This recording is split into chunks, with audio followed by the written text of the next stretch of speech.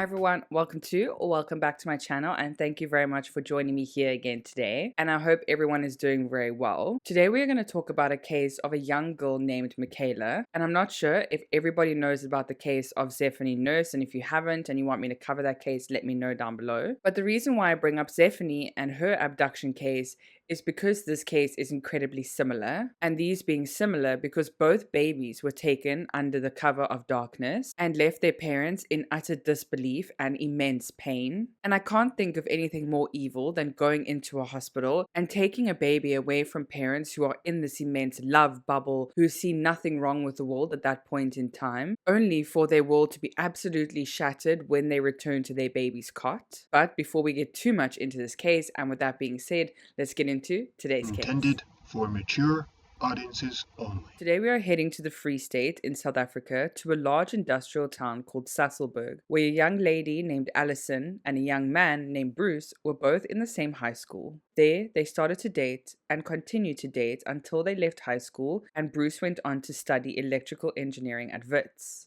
Bruce and Alison married in 1990 and became Mr. and Mrs. Hunter. Both Bruce and Alison stayed in Sasolburg for 2 more years, and Bruce would then just drive back and forth between home and varsity, and this was about an hour drive with no traffic. After 2 years, the couple then decided to move to Crystal Park, where they bought their first home together, and then, after a couple years of being in their first home, Alison fell pregnant. They were both absolutely delighted and so excited to bring this baby into the world. However, with Alison and Bruce living in Crystal Park, they were sadly separated from their families, as one kind of does when they move out with their partner. However, Bruce was incredibly close with his parents, and therefore Alison and Bruce would often travel to KwaZulu-Natal in order to be with Bruce's family. So it seems though that the time that Alison was pregnant, Bruce seemed to work odd jobs, but this is unconfirmed as they didn't really harp on what Bruce's profession was. But he kind of worked odd jobs apparently while studying, but I could be incorrect in saying that. But at the time that Alison was pregnant, she worked in the hotel industry or the service industry, so she was working very long hours and she was often on her feet, and being pregnant, she was very tired and she came home quite sore quite often. But Alison and Bruce made this work and they did everything they could for their baby. So during Bruce and Alison's birthing preparations and their birthing plans, they wanted to make sure that they had everything for the baby so that they would be as organized and prepped as possible. And this included choosing the hospital that Alison was going to give birth in, and the place that Alison chose to give birth was Marymount Hospital. So the couple went to the hospital prior to birth to look around and sign the papers and all that legal stuff. The head nurse in the maternity ward showed them around and the facility so that they were very happy with what they were going to do, and they were absolutely buzzing with excitement. So according to Alison's doctor, she was due to give birth on the 2nd of May 1994. And as we know, always take the scheduled birth date in a natural birth with a pinch of salt. So the 2nd of May came along, and Alison was definitely uncomfortable at this time, but the 2nd came and went, and now it's early hours of the 3rd of May. So Alison now is incredibly uncomfortable. She cannot sleep in this bed. So she then gets up, she starts wandering around the house in incredibly early hours of the morning. She has something to drink, she has something to eat, but she just can't sleep. So she's pacing around. And then as time starts ticking by, Alison starts getting more and more uncomfortable. She's getting really sore in her belly area, and she really thinks, okay, these are signs maybe that something's happening.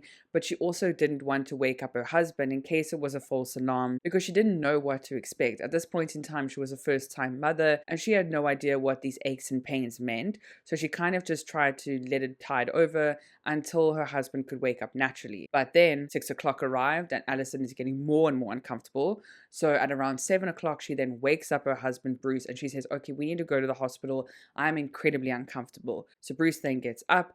Alison and Bruce then start packing bags, and then they head to the hospital, and they get there at around 8 a.m. on the 3rd of May. When Alison arrives at the hospital, the nurses greeted her. Everyone was reassuring her and very nice, and they booked her into a room, which was a shared room with curtains that could close for privacy. The nurses then came to see how she was doing, how far along she was, and as soon as she was comfortable in bed, the first nurse then went to see how dilated she was, and she was 5 centimeters dilated when she first arrived at the hospital. So hours went by, and Alison is in immense pain. She's exhausted. And around 2:30, the doctors now figured that Alison is so tired, she's not able to give her full energy to push this baby out. So the doctors then arrive with forceps, and they then insert the forceps, and they then pull the baby out. And then at around 2:30, on the 3rd of May, 1994, baby Micaela is born. So like we said, during this process, Alison was extremely exhausted. And when they used the forceps to pull baby Micaela out, they kind of left scars or indents on her head as they pulled her out,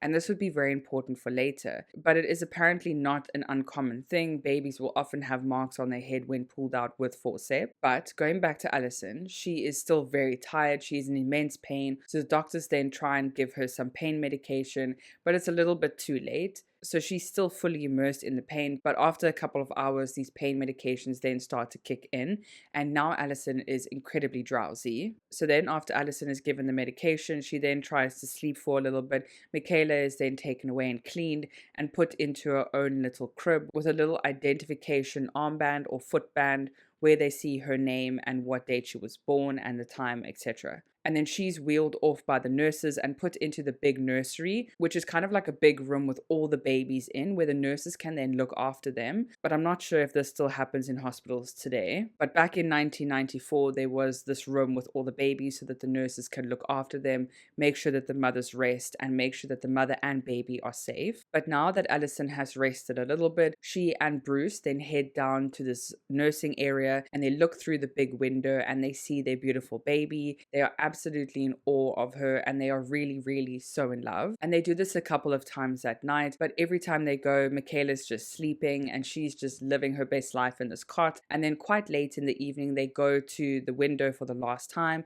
and Bruce and Alison are then looking at Micaela. And Alison wanted to take a photo of baby Micaela, but they also didn't, because they didn't want to wake up anyone or any of the babies because of the flash. And Bruce kind of agreed to this, and then he wheels Alison back to the room. He helps her get into the bed, and then he quickly runs back to the nursery where the babies are, and he snaps 2 photos, and then he runs back to Alison's room. So Bruce now quickly took the photos. He runs back to Alison's room, and they then just chat for a few more hours.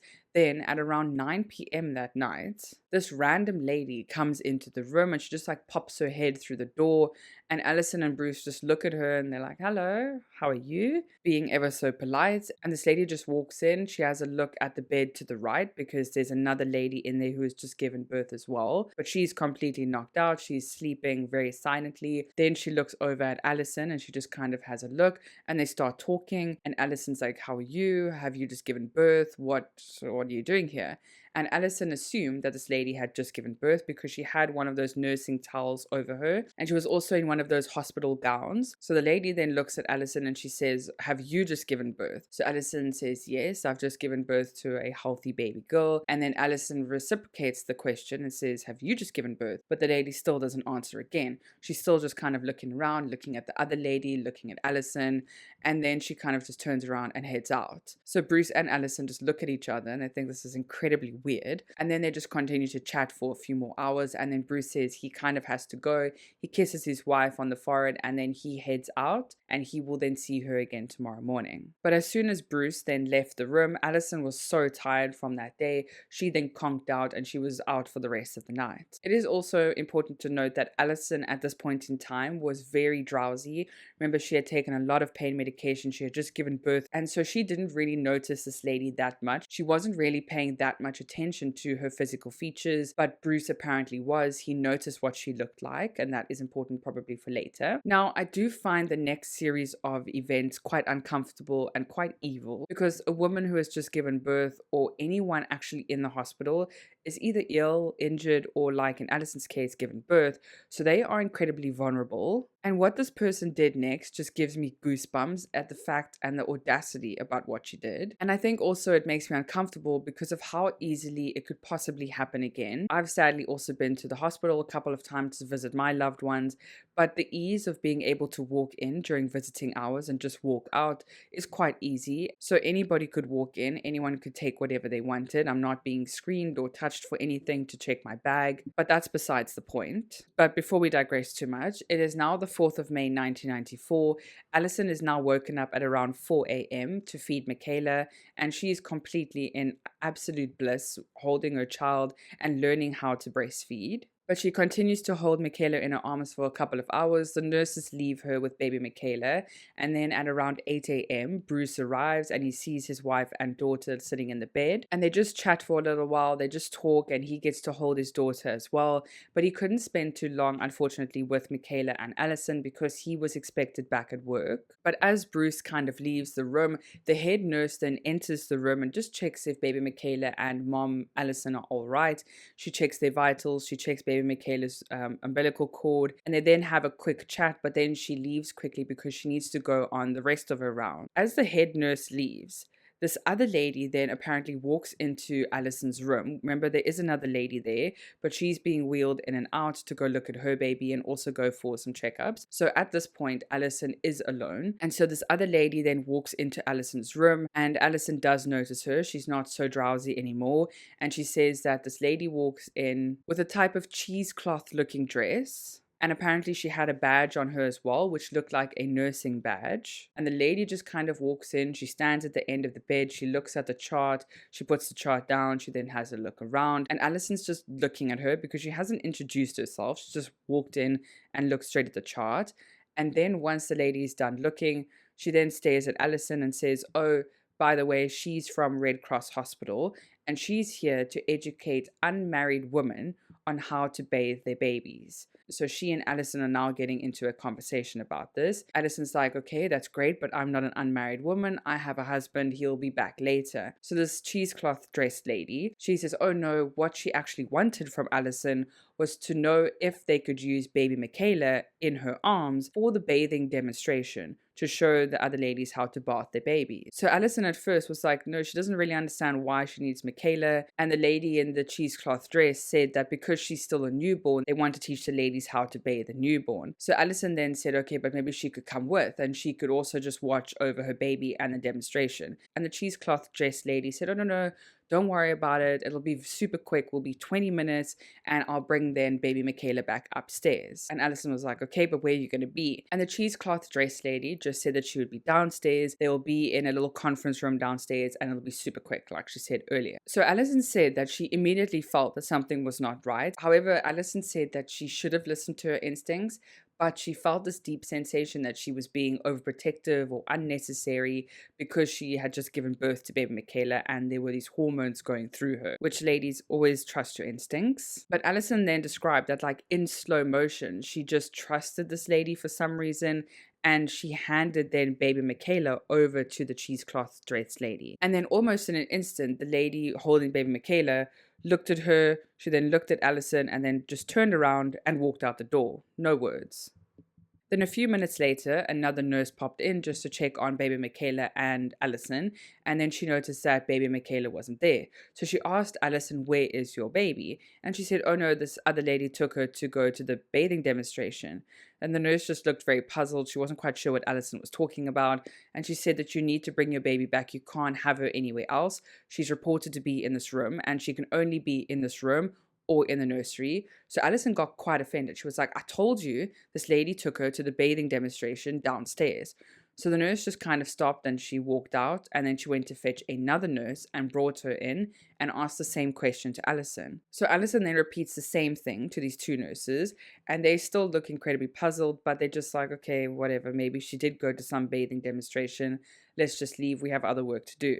So the nurses go away, and then an hour passes, and Alison then decides, okay, it's been way longer than 20 minutes. I want my baby back now. So Alison then gets out of bed. She then heads to the nursing station where she's met with a whole lot of nurses looking at her. She then explains that she wants her baby back. The Red Cross lady said that the demonstration would happen and it would only be 20 minutes. So now all the nurses are looking at her incredibly puzzled at what she's talking about. And Alison said that when all of these nurses were looking at her so puzzled, so confused about what she was talking about, she said then that the penny dropped, and this was an instant gut reaction. And then she said that she felt the life drain from her face, and that was her realization. And then the head nurse had overheard Allison talking about this bathing demonstration. And then she turned to Allison and said, "We've never done any bathing demonstrations at this hospital. Where is your baby?" And right there, right then, Micaela Hunter was a missing baby. Bruce was then called immediately, and he said his heart also sunk when he heard the call that he needed to come to the hospital immediately.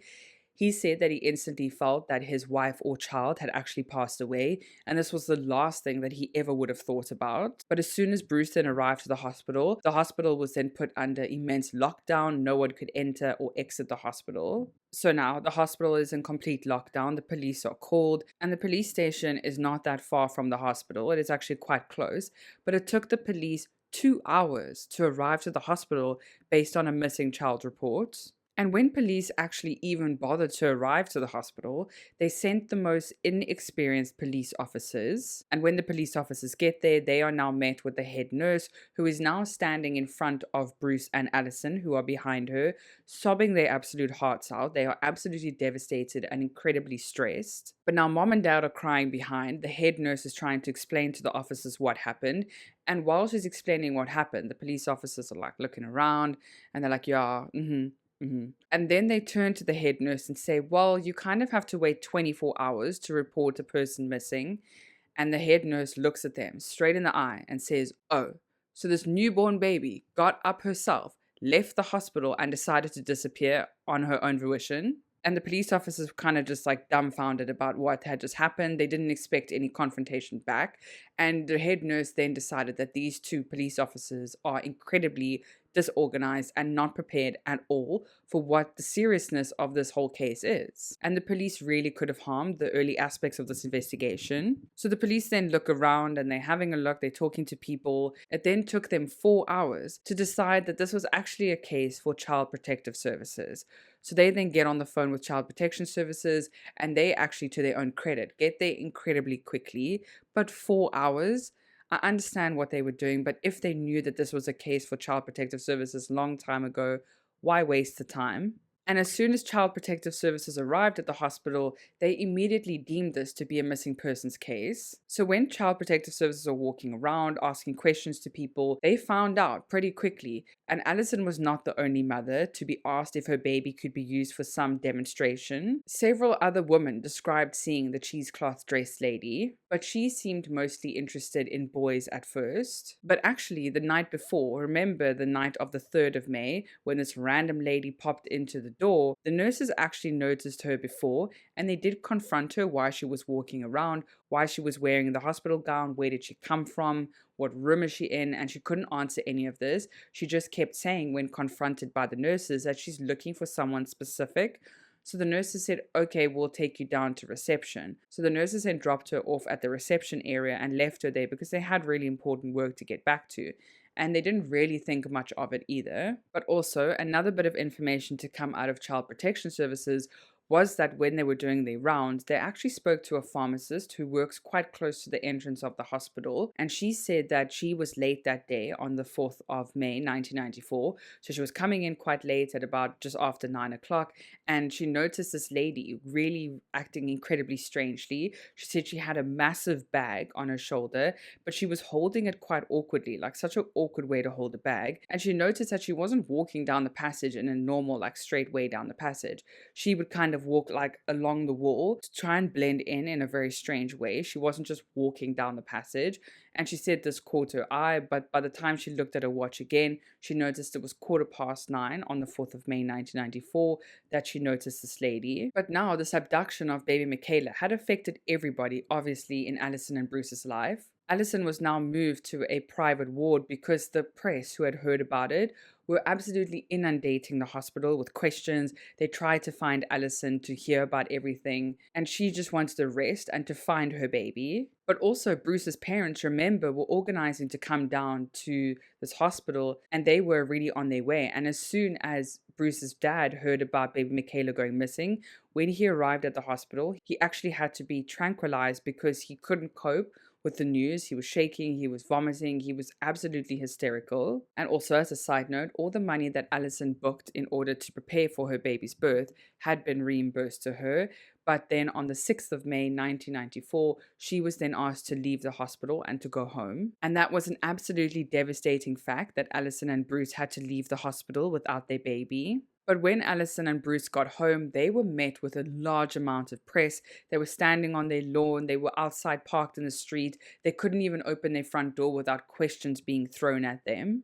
Their phone was also ringing at all hours of the night, all hours of the morning, and sadly, Alison and Bruce knew that they kind of needed the press to get this out and get the information out about Micaela, but they knew that they were never getting their peace, and this was just a very difficult time for them to cope. Alison was trying to heal, the phone was ringing, they were mourning their daughter, which they couldn't even bring home. And also, at the same time that Alison had her baby, her sister was also pregnant and had then given birth a couple of days to a month after Micaela went missing. And a lot of the family were really uncomfortable and nervous about bringing the baby of her sister home because they were worried about how Alison would react because she had just had her child go missing or her child be taken from her. But Alison said that when her sister gave birth, it was such an incredible moment. She felt so happy for her sister and was so happy to bring some positivity into their home because it was just full of a negative space and a very, very sad space. Alison's work also sent her for trauma counseling, and that's where she learned that this was not her fault, and this was actually a criminal's fault. It was not Alison's fault that this person decided to take her baby from her. 40,000 Rand was also offered for Micaela's return, and now with lots of money being offered, the calls, the amount of press also increased. Now, I can't imagine the absolute pain and immense torture of your child going missing and how much you have to relive that every single day, every single night, every single waking thought moment. And the Hunter family, Alison and Bruce, they would say that a couple of weeks to maybe a month after Micaela had gone missing, the police just stopped inquiring. They stopped calling them, they stopped giving them updates.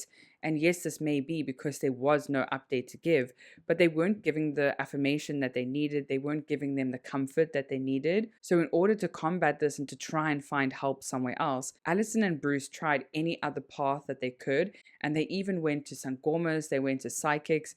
And Alison would say that the sangoma that she went to was incredibly helpful, and later on in the case, his prediction would almost come true. But what the Sangoma would predict is that there would be an immense amount of water and that Micaela was alive, but she was no longer Micaela, she was known as someone else. But we'll get into that later. So sadly for the Hunter family, as the months passed and Micaela would have grown, they packed away or gave away the clothes that Micaela would have fit into or now outgrown. They also packed away her nursery things as they could not bear to look at what could have been. Now, while they were packing away things, months were going on, Alison actually realized that she was pregnant. And at first, they were so worried about this leaking into the press because they were worried that the kidnapper would now think that they didn't want their baby girl anymore. However, hospitals, when finding out that Alison was pregnant, offered her a private suite at medical aid rate in order for her to feel safe when giving birth again. Alison did end up giving birth at Park Lane Clinic, and on the 3rd of August 1995, baby Daniel Hunter was born. Now, Alison and Bruce have just brought home their beautiful baby boy from the hospital, and not knowing that 22 months after baby Micaela had gone missing, they would get an incredible call from Benoni Police Station. Before we get into that, we need to take a step back and talk about another person who would play a major role in this case. That other person that we are going to talk about is Sonia Crocker, or known as Sonia Krombrink. Sonia Crocker had a very difficult childhood. Sadly, her father passed away when she was a young girl, and she lived in Gauteng with her mom and her sister. Her mother was incredibly distant to Sonia, as she many times said to Sonia that she actually preferred her sister Adele over her. It is believed that because of the rough childhood and never actually receiving love from her mother, that she went looking for love in all the wrong places. And young Sonia actually fell pregnant when she was 14 years old. When Sonia gave birth to her child, she then left school as well. She was eventually then convinced by her mother to give her child up for adoption, as Sonia's mother believed that she was way too young to have this baby. Sonia would then have relations with other men while she was very young, and around 18, 19 years old, she would then meet a man called Mark Crocker. Mark and Sonia then had 2 children together, but sadly, Mark then passed away in a car accident, and now Sonia was left alone, a widow, with 2 young children. Sonia then moved in with her sister Adele, and coincidentally, Adele was actually married to Mark's brother. So Sonia then moved in with her sister and her brother-in-law. And while Sonia was staying with Adele, Sonia actually had an affair with Adele's husband, Mark's brother, and they started sleeping with each other. But then eventually they decided that actually this was wrong, and Sonia then moved out. Mark's brother may have still stayed with Adele, we're not sure, but Sonia then decided to move out with her children and live on her own. Sonia would then meet and marry another man called Armand Kombrink, and they would then get married, but their marriage wouldn't last long at all, and they would actually separate. However, Sonia never legally divorced Armand. That was quite a hectic little background. But now we get into the real nitty gritty. But now, after leaving her ex husband, even though they didn't actually get divorced, she then met a man named Charlie MacDonald. Charlie MacDonald was originally from Scotland, who was now living in South Africa, with plans to eventually move to Cape Town, but he was living in Kempton Park. So, okay, stay with me. Sonia and Charlie are now dating. However, Charlie doesn't really want to be Sonia's shoulder to cry on at night or her actual partner.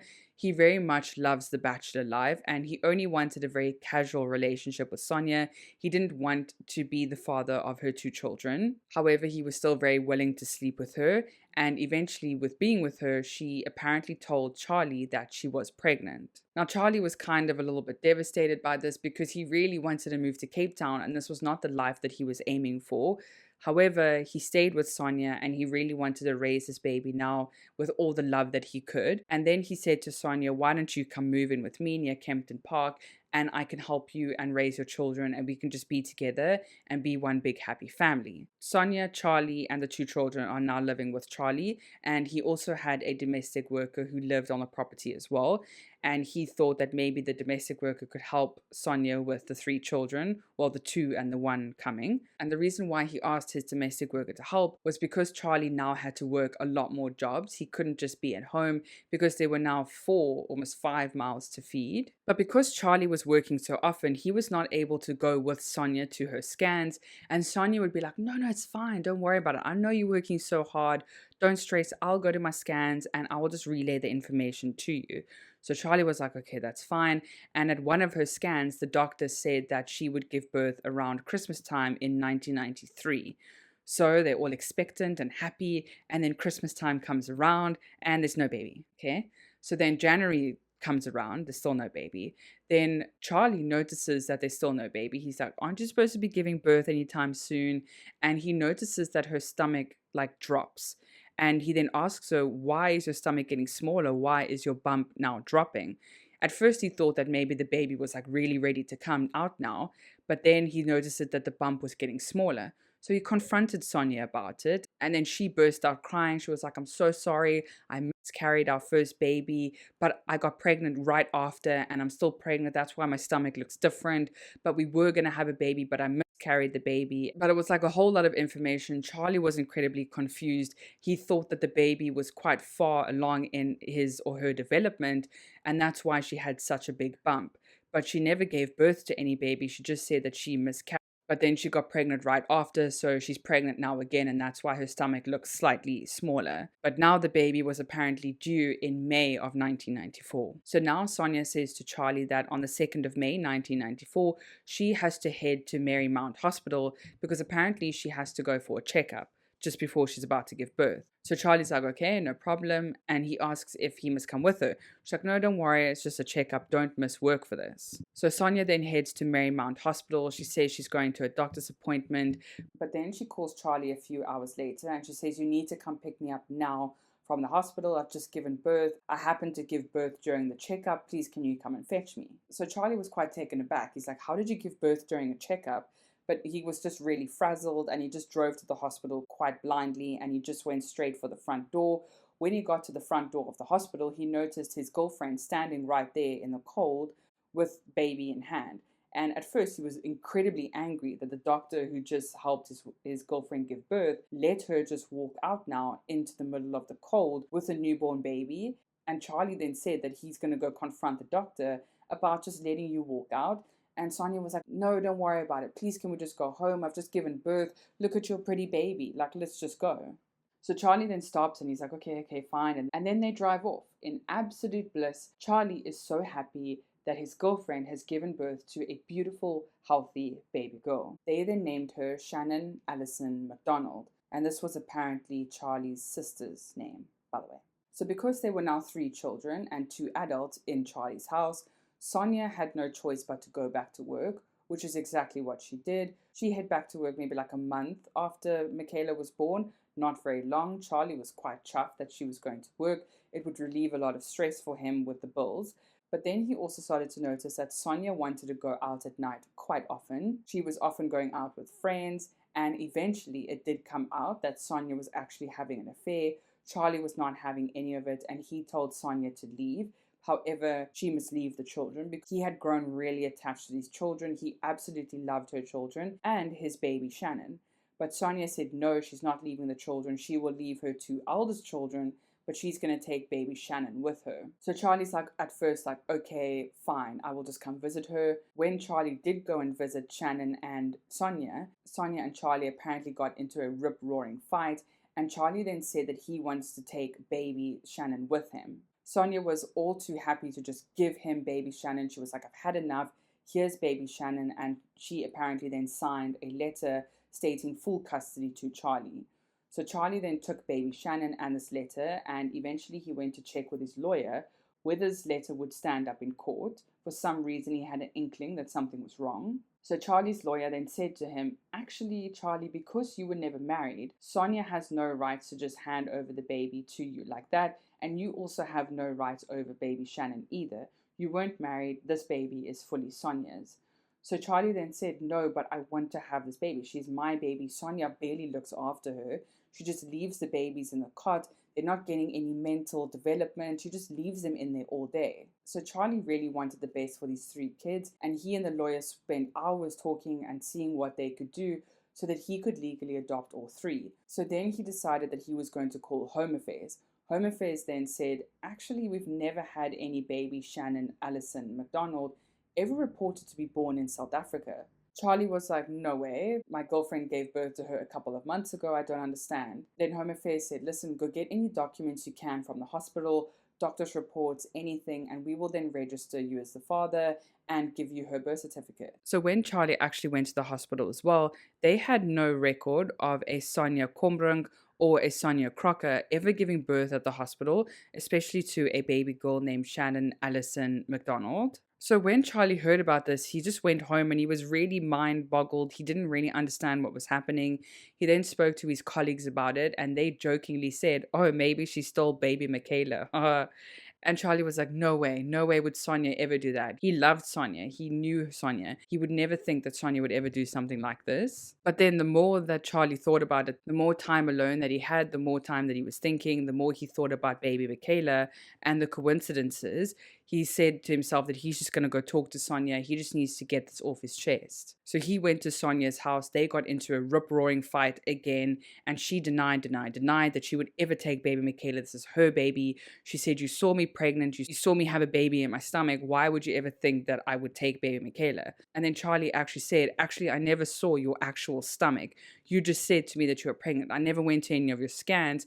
And then eventually Sonia gave up and she said, okay, I took baby Micaela. It was me. Charlie's whole world absolutely crumbled because the baby that he loved for the last 22 months was not even his baby, and it was a stolen baby. So after coming to terms with the news and the baby that he loved that was not actually his, he and his lawyers spoke and decided that they would both drop baby Micaela off at Benoni police station.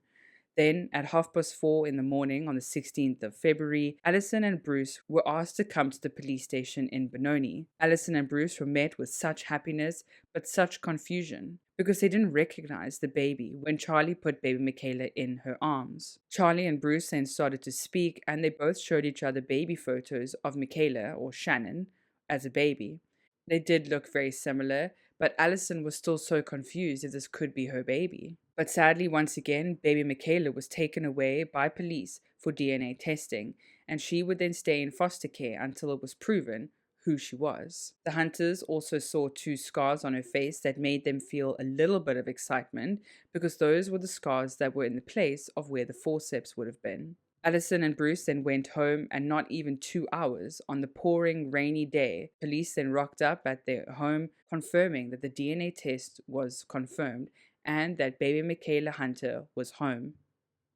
As soon as police knew that the DNA test came positive that it was in fact baby Michaela and not baby Shannon, police then went straight for Sonia Krombrunk. In the run up to the trial, the Hunters were asked to take Michaela for an assessment with a child psychologist, and everything soon made sense. It also became alarmingly clear that during a play session therapy with the psychologist, it showed that baby Michaela had a deep, deep wound of anger that she was lashing out on Bruce. Apparently, according to Bruce Hunter, baby Michaela would often be very angry, not want to really be in his arms, and when speaking to the child psychologist about this, she said that the reason that baby Michaela was so angry towards Bruce is because she wanted her dad. She didn't understand why she was being thrown in the arms of this man she didn't know. She just wanted her dad, and the only way that she could express this was in a form of anger and in a form of repulsion, that she didn't want to be with Bruce at all. She only wanted her dad, and to her, her dad was Charlie. The child psychologist did say that this will take a while for her to catch up and for her to understand what was happening with her and also what she was doing in this home. She also said that sadly, baby Michaela was quite behind in the normal developmental stages and that it would take her a while to catch up, and it seemed like she was not being stimulated at all in her very young developing years. So let's go back to the police.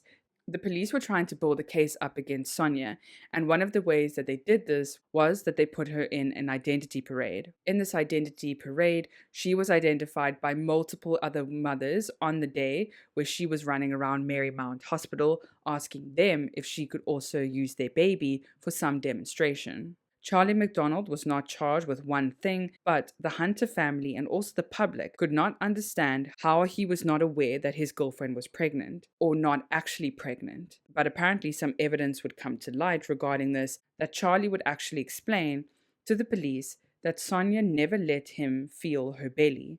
She said that she felt uncomfortable being naked in front of Charlie in a pregnancy state, so she never actually showed him her pregnant belly. Sonia eventually gave 3 separate confessions during which she confirmed that she'd never been pregnant and that she patted her stomach often to make it only look that way, and that she'd taken baby Michaela because she claimed that Charlie wanted to have children. But while this was all going on and the attention was all on Sonia, the Hunter family was really trying to bring their family together. Allison had a very young baby boy. She now almost had a 2-year-old daughter who she hadn't actually ever met, besides the one day that she was with her. So she had to learn who her baby girl was, and to the baby girl that didn't actually want to be with her. So they were really struggling, trying to get Michaela to trust them and try to explain to her why she was now being called Michaela and why she was no longer Shannon, where her parents actually were, and why she was in a strange place. Sonia's trial started on the 11th of September 1996. Allison and Bruce both testified first and described how much trauma they had been through in the last 2 years and how deeply their family had been impacted. The other mothers who Sonia had approached in Marymount Hospital also testified, and it emerged that police had only taken statements from these women 3 months after Michaela had been taken. Then, on the 25th of September 1996, 24-year-old Sonia Krombrunk was found guilty of kidnapping Michaela Hunter. She was sentenced to 12 years in prison. Sonia served only 8 years of her sentence and was released in 2004. And in 2017, her daughter spoke out to Huisgenoot magazine about how she struggled to understand why the child she thought was her sister was never coming home. And that just shows you how much Michaela's disappearance affected so many families and how Sonia taking Michaela affected the lives of so many people for decades. But this has been a very long case. Let me know what you think of this case down below. I find it incredibly evil and a way of torture when you take someone's child away from them. But let me know what you think down below. I hope you all have a fantastic weekend further. Please stay safe out there, and I'll see you again next week. Bye.